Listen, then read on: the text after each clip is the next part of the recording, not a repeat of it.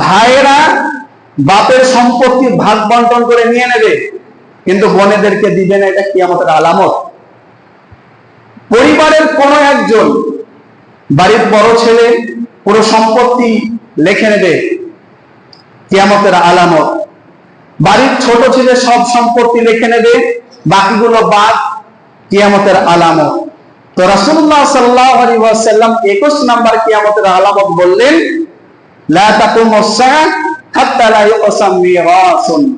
কিয়ামতের পূর্বে তথা 21 নাম্বার আলামত হচ্ছে, মানুষ পৈতৃক সম্পত্তি তাদের বোনেদেরকে দিবে না, অথবা পরিবারের কোন একজন সব লিখে নেবে, বাকিদেরকে মাহরুম করবে, বাকিরা বাদ।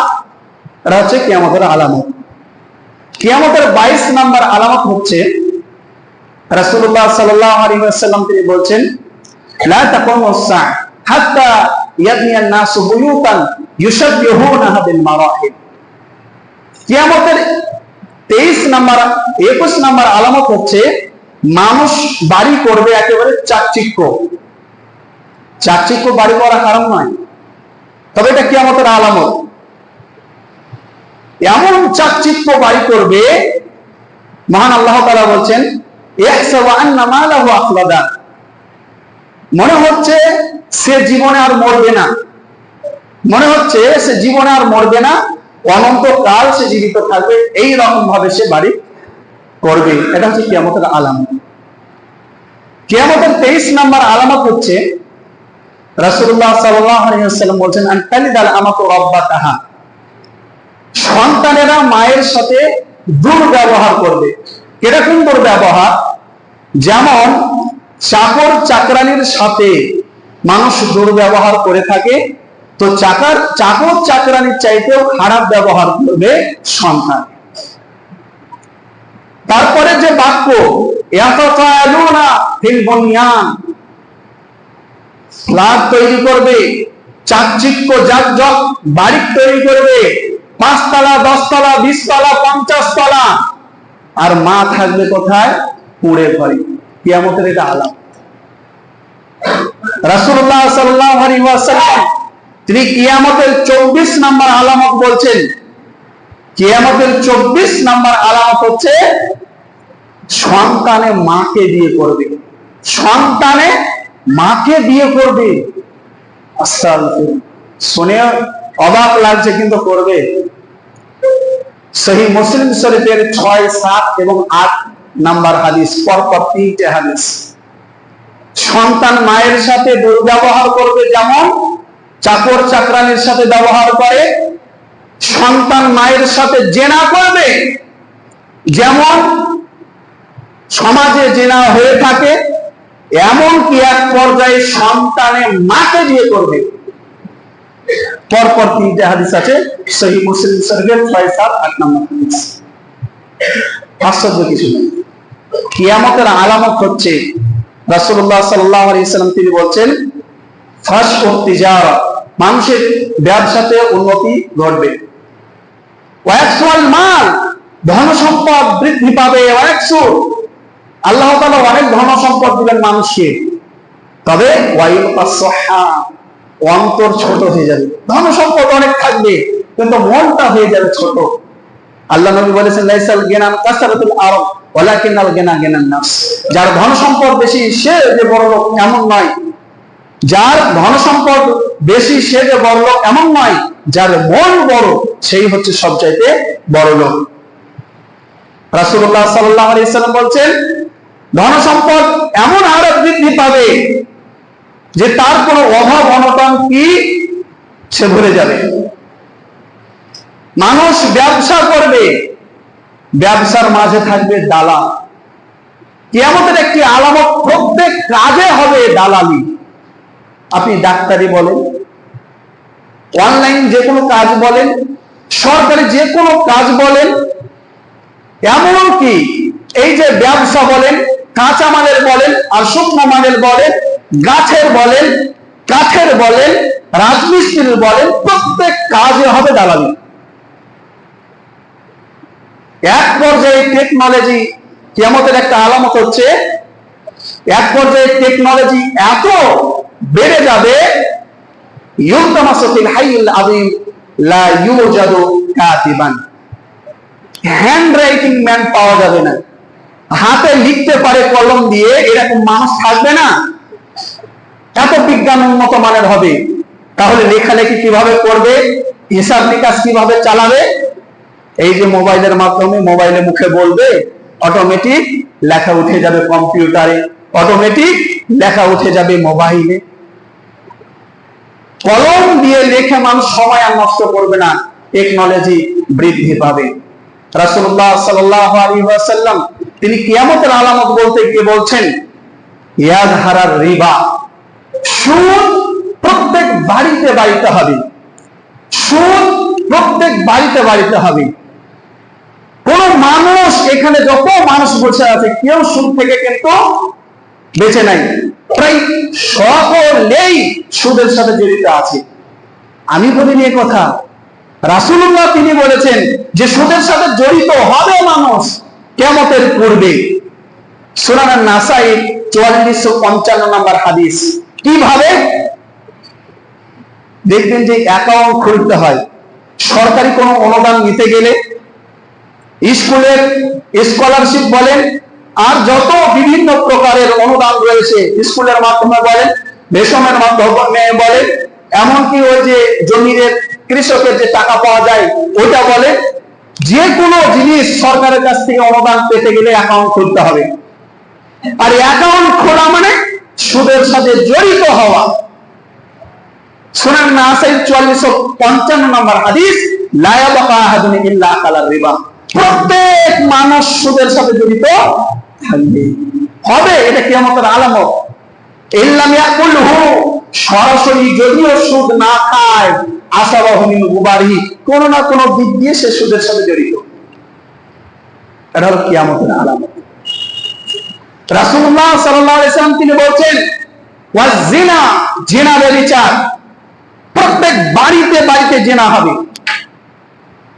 কিয়ামতের আলামত, প্রত্যেক বাড়িতে বাড়িতে জিনা হবে। ছোট জিনা হোক আর বড় জিনা হোক। ছোট জিনা অলরেডি হচ্ছে মোবাইল, অ্যান্ড্রয়েড মোবাইল, টিভির মাধ্যমে, এমনকি বড় জিনাও হবে। আমরা আগে শুনেছি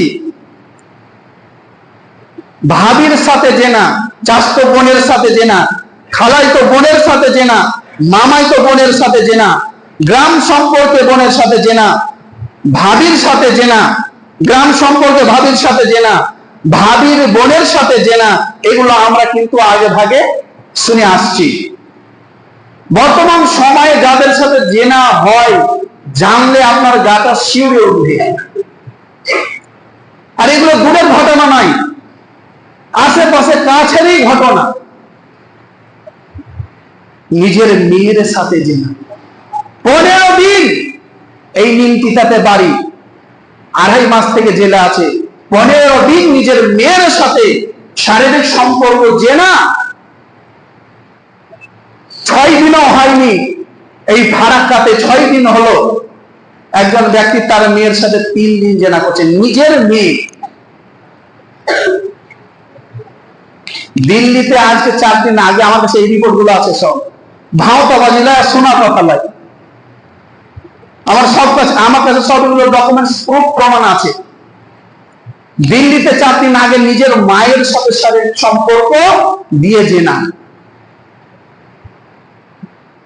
নিজের বাপ এবং মেয়ে হজে গিয়েছে, উমরাতে, আর বাড়িতে এই কাণ্ড।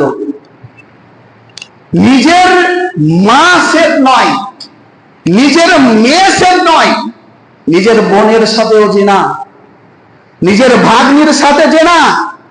এই যে পাকুড়ে নিজের ভাগ্নির সাথে জেনা করে বিবাহ, পাকুড়ে নিজের বোনের সাথে জেনা, পাকুড়ে নিজের ভাতিজির সাথে জেনা, বিয়ে করে এখনো আছে একসাথে। পাকুড়ে নিজের শাশুড়ির সাথে জেনা, আমাদের লালগোলাতে নিজের বৌমার সাথে, ছেলের বউয়ের সাথে জেনা, নাতি নাতনির সাথেও জেনা, পতিন আর নাতনির সাথেও জেনা। মেয়েরা কোথায় সেফ বলে? নিজের মানুষের কাছে যদি সেফ না থাকে, মেয়ে যদি বাপের কাছে সেফ না থাকে, বোন যদি ভাইয়ের কাছে সেফ না থাকে, মা যদি ছেলের কাছে সেফ না থাকে, আপনার মেয়েটা প্রাইভেট মাস্টারের কাছে গিয়ে সেফ থাকবে তো? আপনার মেয়েটা কলেজে সেফ থাকবে তো? আপনার মেয়েটা হোস্টেলে সেফ থাকবে তো?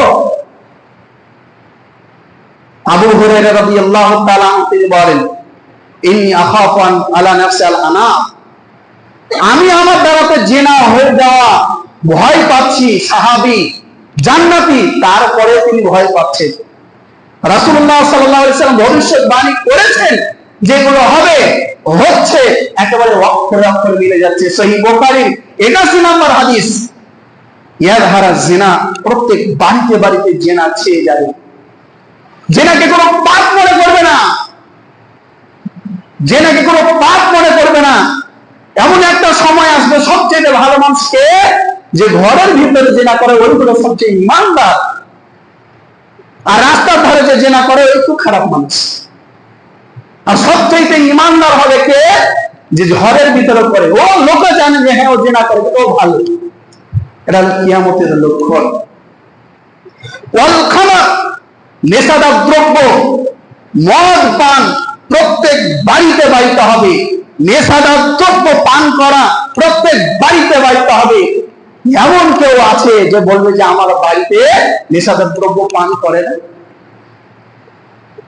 হয়তো ব্যতিক্রম কেউ বেরিয়ে যেতে পারে যে হ্যাঁ আমার বাড়িতে কেউ খায় না, পান করে না। নেশাদার দ্রব্য, বিড়ি, জর্দা, সিগারেট, খনি, গুটখা, গাঁজা, হেরোইন, প্রায় প্রত্যেক বাড়িতে বাড়িতে এগুলো আছে। আল্লাহ নবী বলেছেন ওয়ায়াযহারুল খামার, নেশাদার দ্রব্য প্রত্যেক বাড়িতে বাড়িতে ছেয়ে যাবে। আব্দুল্লাহ বিন আমর রাদিয়াল্লাহু তাআলা আনহু তিনি একটি মাজলিসে বলছেন, আল্লাহ নবীর ইন্তেকালের কিছুদিন পরে একটা মাজলিসে জিজ্ঞাসা করা হলো আব্দুল্লাহ বিন আমরকে, বলো তো সবচেয়ে বড় পাপ কি? তখন তিনি বললেন নেশাদার দ্রব্য পান। সাহাবায়ে কেরাম অবাক, নেশাদার দ্রব্য পান করা কিভাবে সবচেয়ে বড় অপরাধ হয়? আমরা তো জানি শিরক সবচেয়ে বড় পাপ। সূরা লোকমানের 13 নম্বর আয়াত, সহিহ বুখারীর 880 নম্বর হাদিস, আলা উখবিরুকুম বিআকবারিল কাবাইর, শিরক হচ্ছে সবচেয়ে বড় পাপ।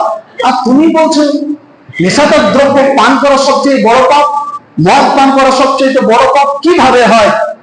তখন আব্দুল্লাহ বিন আমর রাদিয়াল্লাহু তাআলা আনহু সাহাবী তিনি বলছেন, একদা রাসূলুল্লাহর সাথে আমরা বসেছিলাম, রাসূলুল্লাহ সাল্লাল্লাহু আলাইহি ওয়াসাল্লাম বনী ইসরাইলের একটি ঘটনা শোনালেন।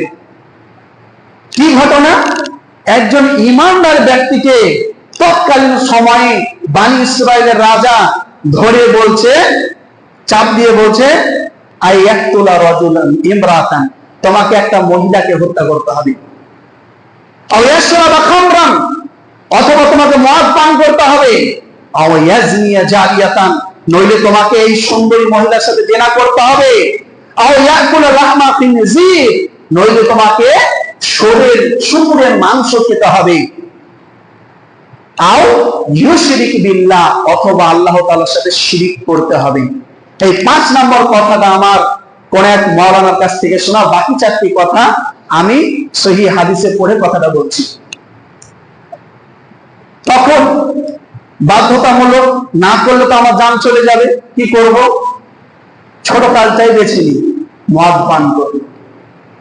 মদ একেবারে টুটি পর্যন্ত পান করেছে, ভালোই নেশা হয়েছে, যে কোনোদিন মদ খায়নি, প্রথম যদি খাই কেমন হবে ভাবেন। মদ পান করার পরে তার হিতাহিত জ্ঞান আর নাই, মানসিক জ্ঞান তার আর নাই। তখন সে শুকুরের মাংস খেয়ে ফেলল। মদ পান করার পরে শুকুরের মাংস খেয়ে ফেললো। যেই নারীর সাথে জেনা করার কথা বলছিল তার সাথে জেনাও করে ফেললো। জেনা করার পরে শয়তান ওয়াসওয়াসা দিচ্ছে, যদি এই মেয়েটা লোকের সামনে বলে দেয় তোর মান সম্মান সব ছেড়ে যাবে, তাকে ওয়াসওয়াসায় ফেলে তাকে হত্যা পর্যন্ত করে ফেললো। আর এই হত্যাকাণ্ড যদি ও এলাকার মানুষ জেনে যায়, তোকেও হত্যা করবে, তোর চরিত্রে দাগ লাগবে, তুই আমাকে একটা সাজদা কর।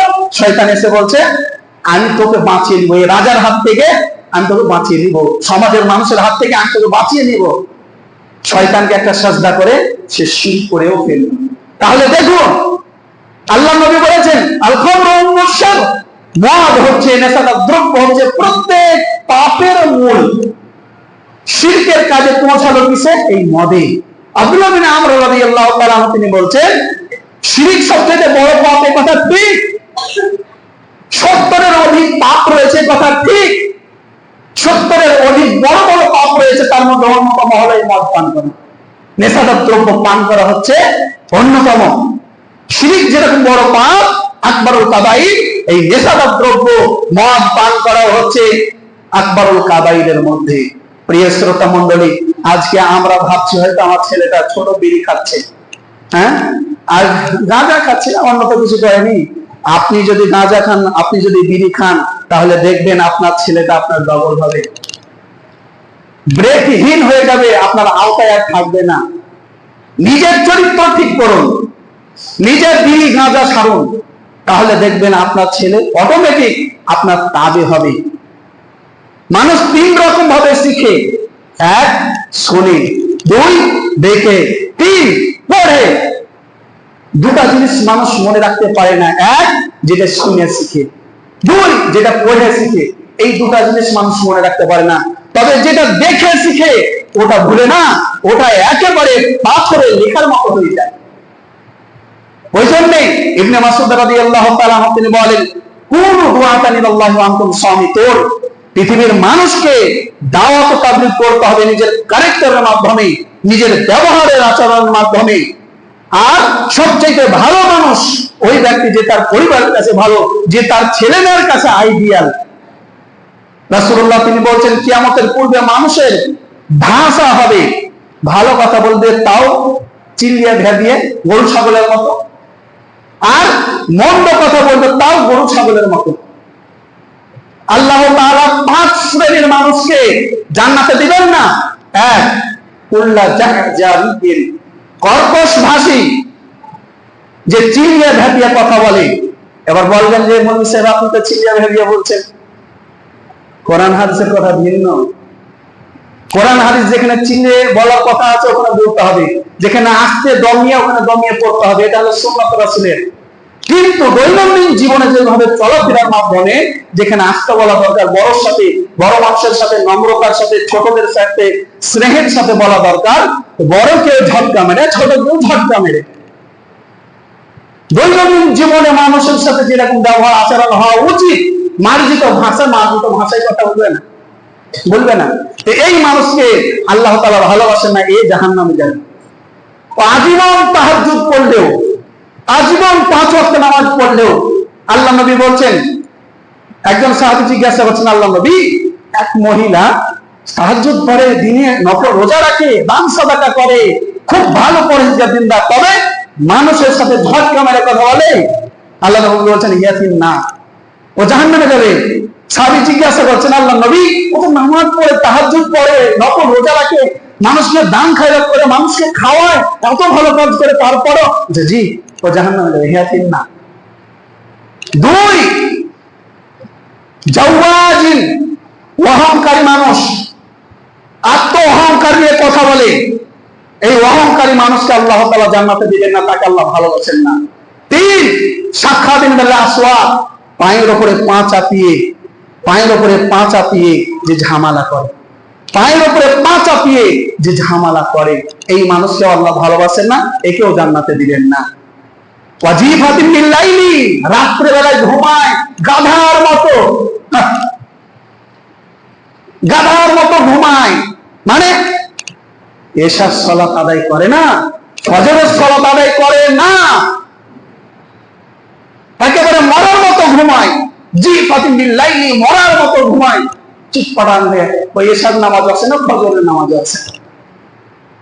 ওয়াহিমারিন বিন নাহার, দিনের বেলাতে পরিশ্রম করে গাধার মতো, এদিক ওদিক ছোটাছুটি, হ্যাঁ, দিনের বেলাতে ছোটাছুটি করে শুধু। দুনিয়ার ব্যাপারে অতীব সজাগ, আমাকে এই জায়গাটাতে এত টাকা ইনকাম করতে হবে, আজকে আমাকে অমুক জায়গায় কাজে যেতে হবে, আজকে এই করতে হবে, দুনিয়ার ব্যাপারে খুব সজাগ। তবে ওয়া জাহিলিন বিআমরিল আখিরাহ, পরকালের ব্যাপারে একবারে উদাসীন, মূর্খ। 20 বছর ধরে নামাজ পড়ে, 30 বছর ধরে নামাজ পড়ে, তো নামাজের সূরা দোয়াই মুখস্থ নাই, মুখস্থ নাই, শিখবে ওই মনোভাবটাও নাই। আমি জানি না যে শিখবো, আল্লাহ নবী বলেছেন সেটাও এই না জানার ঔষধ হচ্ছে জেনে নেওয়া। শিফাউল ইমতিয়াজ সোয়াল, যদি না জানে কারো, যদি দোয়া সূরা মুখস্থ না থাকে, তোমার ওষুধ হচ্ছে শিখে নেওয়া। তো 20 বছর, 30 বছর, 50 বছর ধরে নামাজ পড়ছে, আর সূরা দোয়া কিছুই মুখস্থ নেই, শুধু মুরগির মতো ঠুকর মারা, শুধু ঠুকর মারা। একেও আল্লাহ তাআলা পছন্দ করেন না। এই 5 শ্রেণীর মানুষকে আল্লাহ তাআলা পছন্দ করেন না, এদেরকে জাহান্নামে দিবেন। প্রিয় শ্রোতা মণ্ডলী, রাসূলুল্লাহ তিনি বলেন, যে ব্যক্তি কিয়ামতের পূর্বে 5টি আরো লক্ষণ দেখা যাবে। 1, ইযা যাহারা ফিহিমাত তালাউন, যখন এক মুসলমান আরেক মুসলমানের সাথে সাক্ষাৎ করলে কি বলবে? সালাম। কিন্তু না, কিয়ামতের পূর্বে এক মুসলমানের সাথে আরেক মুসলমানের সাথে দেখা হলে ইয়ারকির ছলে গালি করবে, ইয়ারকির ছলে গালি মারবে, ইয়ারকির ছলে গালি দেবে। যেরকম বলে না, কিরে বোকাচোদা কেমন আছিস, সাপোজ এরকম ভাবে ইয়ারকির ছলে গালি মারবে। এটা কিয়ামতের লক্ষণ। একে অপরকে অভিশাপ করবে, একে অপরকে ইয়ারকির ছলে গালি দিবে, হারাম। 2, ওয়াশারিবুল খুমর, নেশাদার দ্রব্য পান করবে। 3, ওয়ালাবিসুল হারির, যেসব পোশাকগুলো হারাম ওই পোশাকগুলো পরিধান করবে। 3, ওয়াত্তাকাদুল কিয়াম, গান বাজনাকে, বাদ্যযন্ত্রকে শ্রবণ করবে। ওয়াত্তাফা রিজালু বির রিজাল, পুরুষে পুরুষে জেনা করবে, পুরুষে পুরুষে জেনা করবে। ওয়ান নিসাউ বিল নিসা, নারীতে নারীতে জেনা করবে, নারীতে নারীতে জেনা করবে। জি হ্যাঁ, সময় মতো উপযুক্ত টাইমে বিবাহ না দিলে এই জেনাগুলো করবেই ছেলেরা, মেয়েরা এই জেনাগুলো করবেই। জঙ্গল এবং বাগানের মধ্যে পার্থক্য কি জানেন তো? জঙ্গল এবং বাগানের মধ্যে পার্থক্য হচ্ছে তারবিয়াত, দেখাশোনা। যেই গার্জেন তার ছেলে মেয়ের উপরে নজরদেহি হবে, একটু লক্ষ্য রাখবে, সেই ছেলে মেয়েগুলা হবে বাগানের মতো। আর যেই গার্জেন তার ছেলে মেয়ের উপরে সময় দিবে না, লক্ষ্য রাখবে না, ওগুলো হচ্ছে জঙ্গল। আর জঙ্গলে কত কি পাওয়া যায় বুঝতে পারছেন তো? অনেক কিছু পাওয়া যায়। সাপ বলেন, বিচ্ছু বলেন, ব্যাঙ বলেন, ইঁদুর বলেন, ছুঁচো বলেন, সব পাবেন। তো তারবিয়াত, এই 5টি কাজ কিয়ামতের পূর্বে ঘটবে। রাসূলুল্লাহ সাল্লাল্লাহু আলাইহি ওয়াসাল্লাম তিনি আরো বলেন, কিয়ামতের লক্ষণ, হাত্তা তুকাল্লিমাস সাবাউল ইনসান, গরুতে, ছাগলে, কুকুরে, বাঘে, ভাল্লুকে, এক কথায় চতুষ্পদ জন্তুতে কথা বলবে। আশ্চর্য, চতুষ্পদ জন্তুতে কথা বলবে? জি হ্যাঁ, বলবে। বিজ্ঞান এত উন্নত হবে, প্রাণীতে কথা বলবে, মানুষের নেই, প্রাণীতে কথা বলবে। রাসূলের যুগে একবার ঘটেছিল লম্বা ঘটনা। একজন সাহাবী বাঘের মুখ থেকে একটা গরুকে বাঁচিয়েছিল, বাঘে তখন কথা বলেছিল। সেই দিন কিয়ামতের দিন কি হবে, এই কথাটা রাসূল সাল্লাল্লাহু আলাইহি ওয়াসাল্লামকে গিয়ে বলল ওই সাহাবী। তখন আল্লাহ নবী বললেন, আমি তোমার কথা বিশ্বাস করলাম এবং আবু বকর, ওমর এরাও বিশ্বাস করলো, কারণ আল্লাহ তাআলা বলেছেন এই পশু পাখিতে চতুষ্পদ জন্তুদের কথা বলবে, এটা কিয়ামতের আলামত। তারপরে কি বলা আছে? ওয়াতুকাল্লিমু রাজুলা আদারাতু সাউতিহি, জুতাতে কথা বলবে, পায়ের জুতার ফিতাতে কথা বলবে। এত টেকনোলজি উন্নতি হবে। ওয়াতুখবিরু ফাখিরু বিমা হাদাথা আনহু মিন বাদিহি, আর বাড়িতে স্ত্রী কি করছে না করছে সব খবর বলে দেবে তার উন্নতি। রানী, রানে মানে এর ব্যাখ্যা অনেক আছে। তার মধ্যে একটা ধরুন মোবাইল তো পকেটে রাখে, রানে থাকে। এখন আপনার ভয়েস রেকর্ডিং করার জন্য ছোট ছোট পাওয়া যায়, ওগুলো হয়তো খাতে সেট করে দিল, স্ত্রীকে সন্দেহ হয়েছে, মেরে দিল, ওখানে সব রেকর্ড হচ্ছে। পরবর্তী সময় দেখবো হ্যাঁ কি কথা বলছে, কার সাথে কথা বলছে। আবার ছোট ছোট সিসি ক্যামেরাও পাওয়া যাবে, দেওয়ালে মেরে দিল, সব রেকর্ডিং হচ্ছে, কি আসছে যাচ্ছে, কি ব্যবহার করছে না করছে সব দেখা পড়বে। এটা হলো কিয়ামতের লক্ষণ। ধরা পড়ে যাবে, তখন ধরা পড়ে যাবে। রাসূলুল্লাহ সাল্লাল্লাহু আলাইহি ওয়াসাল্লাম তিনি বলেন, কিয়ামতের লক্ষণ হচ্ছে 6টি। কিয়ামতের পূর্বে আরো 6টি জিনিস লক্ষণ দেখা যাবে। 1, আমার জন্ম হচ্ছে কিয়ামতের লক্ষণ। আল্লাহ নবী বলেন, আমার জন্ম হচ্ছে কিয়ামতের লক্ষণ। 2, আমার মৃত্যু হচ্ছে কিয়ামতের লক্ষণ, আমার মৃত্যু হচ্ছে কিয়ামতের লক্ষণ। 3, ফিলিস্তিন বিজয় হবে কিয়ামতের লক্ষণ। উমর রাদিয়াল্লাহু তাআলা আনহু জামাত একবার হয়ে গিয়েছে, পূরণ হয়ে গিয়েছে। 4, মুসলমানদের মধ্যে এত ধন সম্পদ বৃদ্ধি পাবে যে মানুষ খুঁজে পাওয়া যাবে না, একবার হয়ে গিয়েছে উমর বিন আব্দুল আজিজের জামানাতে। 5, মহামারী দেখা দিবে, যে মহামারী হবে আমওয়াস বলে একটি জায়গা রয়েছে ফিলিস্তিনের আশেপাশে। তো এই আমওয়াস নামক জায়গাতে একটা মহামারী হবে, যার ফলে অনেক মানুষ মারা যাবে। এই তাওনে আমওয়াসে 70,000 মানুষ মারা গিয়েছিলেন, এটাও হয়ে গিয়েছে। তারপরে কি হবে? তার কোনো ফিতনা, তারপরে হবে ফিতনা আর ফিতনা, ফিতনা আর ফিতনা। ফিতনা মানে পরীক্ষা, অশান্তি। বাড়ি সারাদিন বাইরে কাজ করে বাড়িতে এলাম, স্ত্রীর কাছে ঘুঁচনি, 2 মাস 3 মাস কাজ করে এলাম, বাড়িতে যে আমাকে একটু মুচকি হাসি দিয়ে আমার সাথে একটু ভালো আচরণ করবে তা না, শাশুড়ির সাথে, ননদের সাথে আর জায়ের সাথে কি হয়েছে, আসার পরে চলছে ঘ্যান ঘ্যান ঘ্যান ঘ্যান। যৌথ পরিবারের অশান্তি, ছেলে মেয়ের অশান্তি। এক পর্যায়ে আল্লাহ নবী বলছেন, মানুষ কবরের পাশ দিয়ে বলবে লে আলাইতানি মাকানা। এই অশান্তি থেকে মুক্তি পাওয়ার জন্য যদি কবরে একটু থাকতাম, কবরটাই মনে হয় শান্তির জায়গা। যেখানে যাচ্ছি শুধু অশান্তি অশান্তি। মেয়েটা পালিয়ে গেল অমুকের সাথে, এবার কত বড় একটা অসম্মানের ব্যাপার, কত একটা বড় অসম্মানের ব্যাপার। লজ্জিত ভাই, বাপ লজ্জিত, দাদু লজ্জিত, ভাই লজ্জিত, সমাজের মুখ দেখানো একটা বিরাট কষ্টকর। জি হ্যাঁ, তখন কি মনে হয়, যদি আমি মাটির তলে ঢুকে যেতাম, লোকে আমাকে যদি কেউ দেখতে না পেত। পারিবারিক যৌথ পরিবারে কি ভাইয়ে ভাইয়ে ঝামেলা, এক পরিবারে থাকছে, ভাইয়ের সাথে ভাইয়ের ঝামেলা, আবার ঢুকছে বের হতে দেখা যাচ্ছে, কত লজ্জা। কার জন্য ঝামেলা? স্ত্রীর জন্য ঝামেলা। স্ত্রীর জন্য 2 মাস 3 মাস করে কাজ করে আসছি বাড়িতে, 10 দিন যে ভালো করে শান্তিতে থাকবো বা কোনো দুঃখের কথা বলবো স্ত্রীকে, তো স্ত্রীর দুঃখের কথা শুনে আমাকে আরো জ্বলিয়ে দেয়, তার কাছ থেকে শান্তি আর পাওয়া যায়নি। তখন কি করে, এক পর্যায়ে দিশাহারা হয়ে অনেকে ফাঁসি দিয়ে দেয়, অনেকে ফাঁসি দিয়ে দেয়। কবরের পাশ দিয়ে গেলে, যারা কবরে আছে তারাই ভালো আছে, বলে কি বলে না মানুষ, এটা হলো কিয়ামতের লক্ষণ।